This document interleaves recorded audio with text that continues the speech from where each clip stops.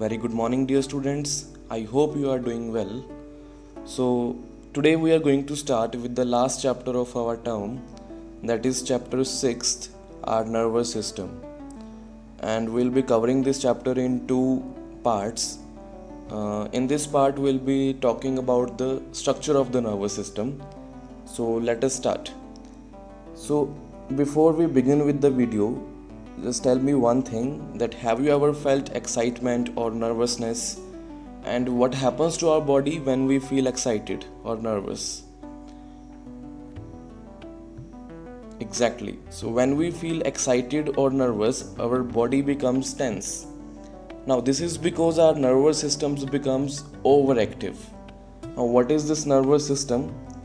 Let us see. So it is a system of the body that sends and receives information about what is happening in the body and what is happening around the body.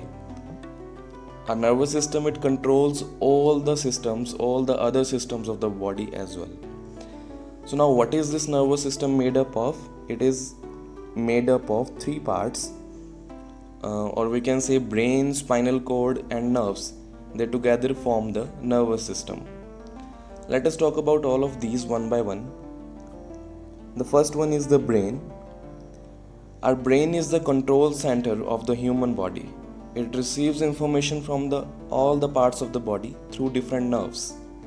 An adult human brain weighs about 1.4 kilograms and it contains millions of tiny cells which are called as nerve cells.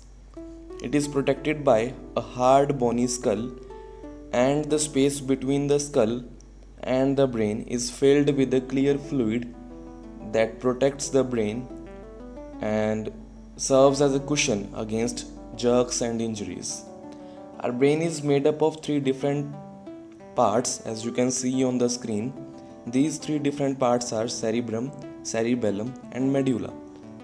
So the largest part of the brain is the cerebrum. It is dome shaped and it has deep ridges and grooves.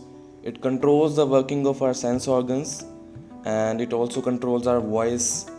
It is the center of intelligence. We can think, learn, remember things because of the cerebrum. The next part of the brain is the cerebellum. It is just below the cerebrum.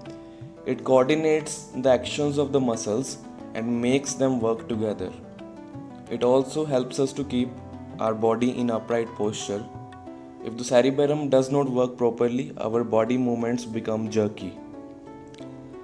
Beneath the cerebellum lies the bulb-shaped medulla, and it is the third part of the brain. It connects the brain to the spinal cord. It controls all the involuntary actions like movements of the lungs and the heart. The medulla is active even when we sleep. So these were the three parts of the brain. Let us now talk about the spinal cord. Now, the spinal cord extends from the base of the brain or medulla to almost the lower end of the backbone. It is enclosed inside a tough, bony but flexible spine. It connects the rest of the body to the brain through the nerves, as you can see on the screen. So, let us now talk about the nerves, which form the third part of the nervous system. Now, what are these nerves? Nerves are the long thread-like structures that carry messages between the brain and other parts of the body. In the diagram, you can see the nerves forming a network inside the body. The nerves, they are arising from the spinal cord that lies on the axis of the body, that lies on the central axis of the body, I should say. So now, nerves are made up of nerve cells again, and there are three kinds of nerves: sensory nerves, motor nerves and mixed nerves. The nerves that bring messages from the sense organs and send them to the brain, they are called as sensory nerves.